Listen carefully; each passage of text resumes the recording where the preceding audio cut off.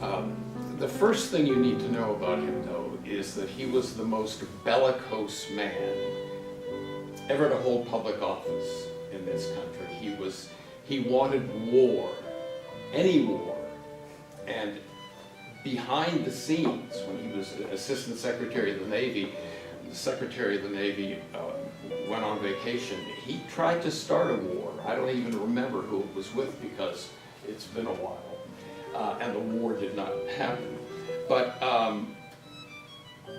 just a few quotes to give you an idea of what Theodore thought about war. He found it, and I'm quoting him, a supreme test of a man's character, a way for society to work together for common ideals.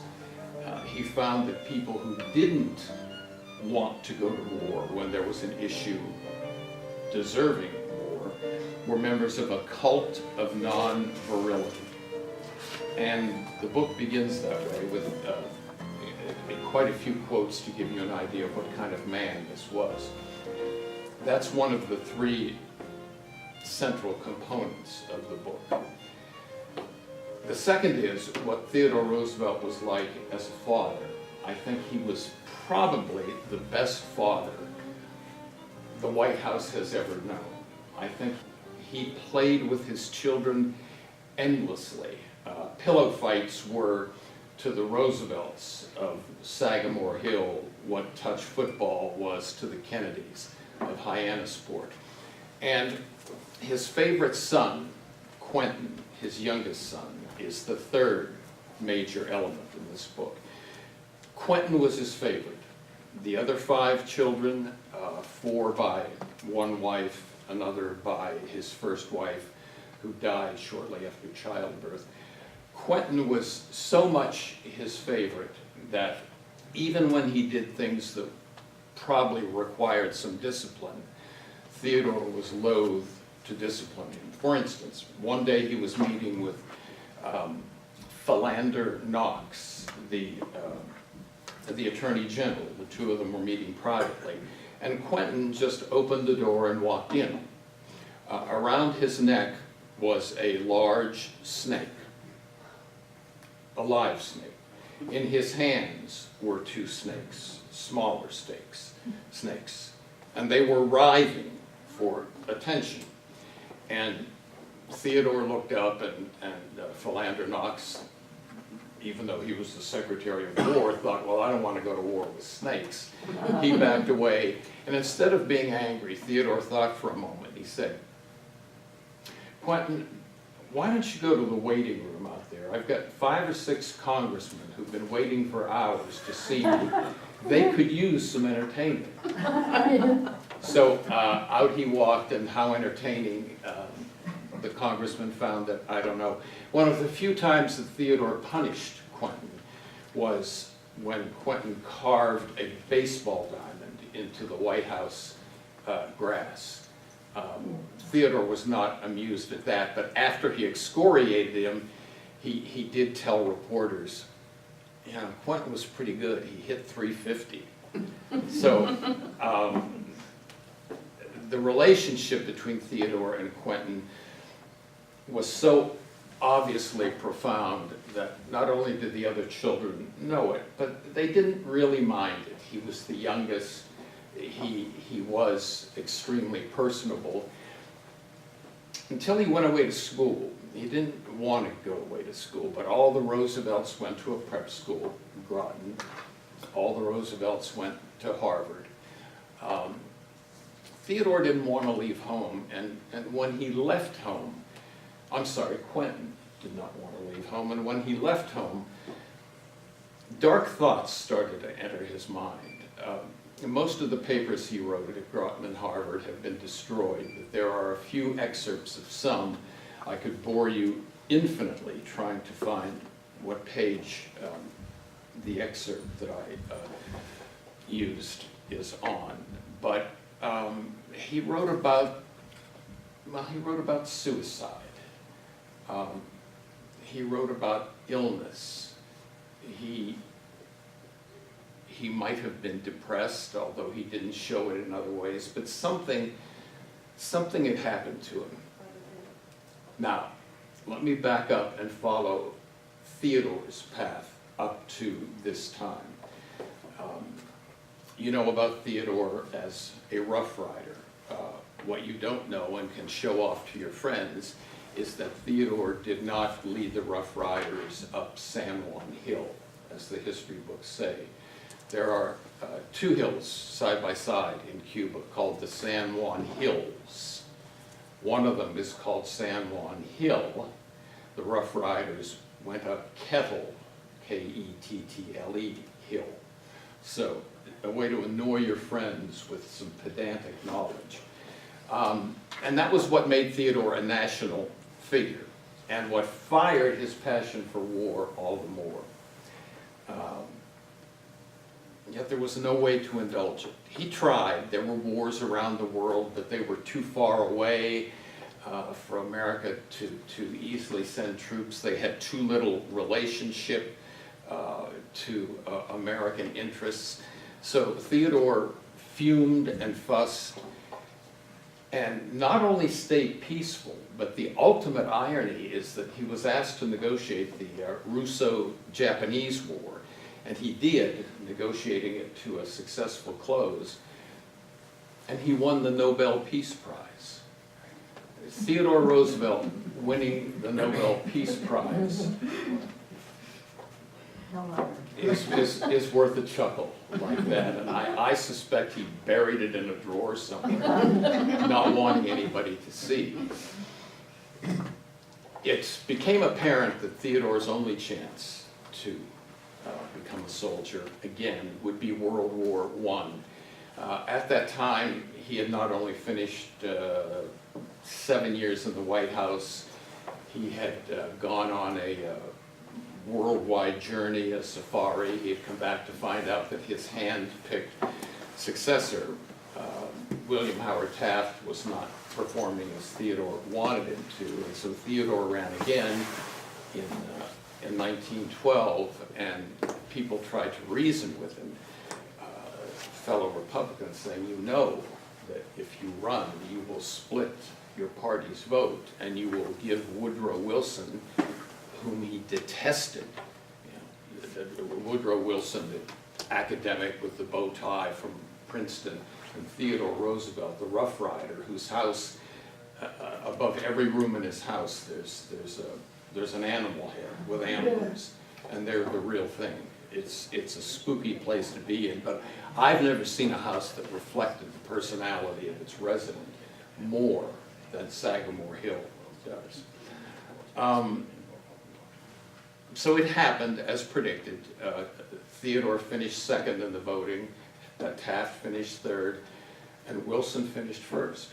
So Theodore took a job as a columnist and slowly began to vilify Wilson for his standing on World War I. He was not too angry at first, thought maybe we should stay out, but he became an advocate of preparedness, and we didn't prepare. And as the Central Powers, as they were called, we were the Allies, the enemy, Germany and the others were the Central Powers. As they became more and more aggressive, so did Roosevelt in his writing. And finally, he called, I don't remember all the words, but one of them was coward, called President Wilson a coward in print. Another word was jackass. He just fumed. And then, once the war started, he did what was probably the most, it sounds as if I really remember this book, doesn't it? I'm so pleased with myself. It sounds as if it might have been the most embarrassing moment of his life, because although he was 59 years old, 59, and not in good shape, he had contracted malaria on a trip to South America, he, hat in hand, went to the White House to ask Wilson if Wilson would give him a brigade and send him overseas to lead a brigade at age 59 into World War I. And you can imagine how Roosevelt must have felt after calling Wilson the most vile names that have ever been in print about an American president up to that time. We may be exceeding that now, but up to that time, the most vile names, and the only thing he had in his favor was that President Clemenceau of France had written to Wilson saying, there is such talk here about a Roosevelt brigade. We would love to have a Roosevelt brigade. Roosevelt let this leak, and the press started to build up talk about a Roosevelt brigade. Roosevelt started to get letters from young men who wanted to be in a Roosevelt brigade. Woodrow Wilson would no more have given Roosevelt that kind of platform than he would have announced a space program. He said, well, I'll talk to General Pershing about it. He talked to General Pershing. They had a laugh, and he wrote back and said, I'm sorry, there will be no Roosevelt brigade. But of his 6 children, 4 were young men. All 4 enlisted and were accepted for service. Quentin, though, had a problem. Not only was he of some sort, but there were some physical problems too. He didn't see all that well. So one night he had a friend of his, the night before he was to take his physical, he had a friend of his sneak into the office, the medical office where the physicals were given, and write down the eye chart. And Quentin memorized it. And so he got whatever kind of grade one gets when you're perfect on an eye chart. He was assigned to, I forget, but it was a flight battalion. He was going to be a pilot, which is a great thing for someone to do when his vision isn't very good. He also had another problem that made it difficult for him to be a pilot. He was airsick.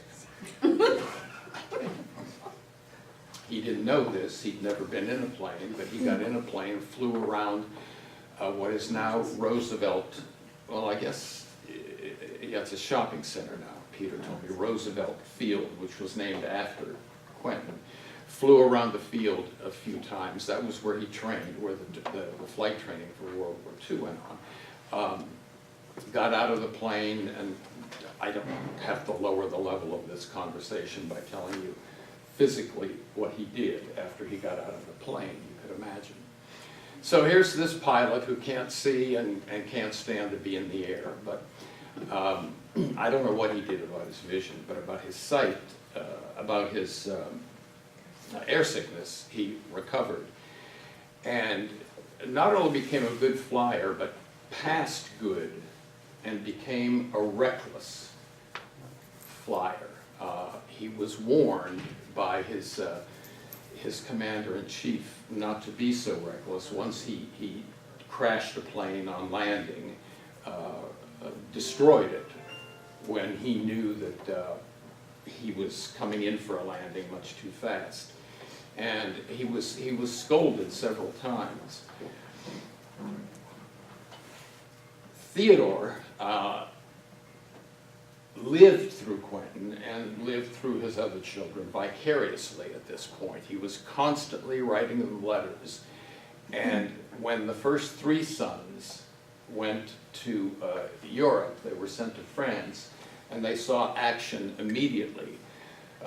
Quentin was delayed for some reason, and finally when he was sent to France, his battalion was behind the lines, and what he did in his plane was ferry supplies back and forth.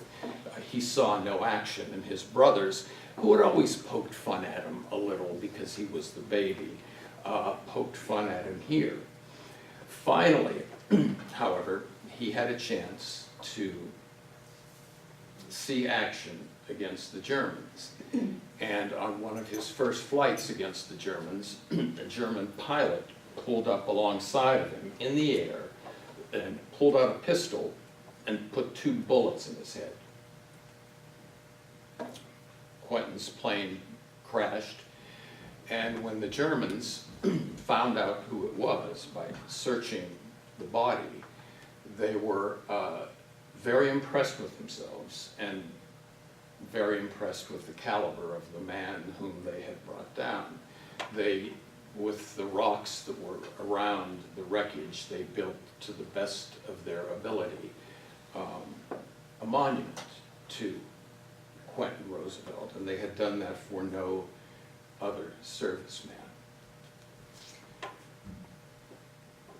It was a week between the time Quentin died and the Roosevelt family back in Sagamore knew definitely that he had died, and it was the most trying week of Theodore's life. After he died, he became a different man. Despite a lifetime spent advocating war, suddenly he began to wonder, have I devoted my entire life to a cause that wasn't worth devoting it to?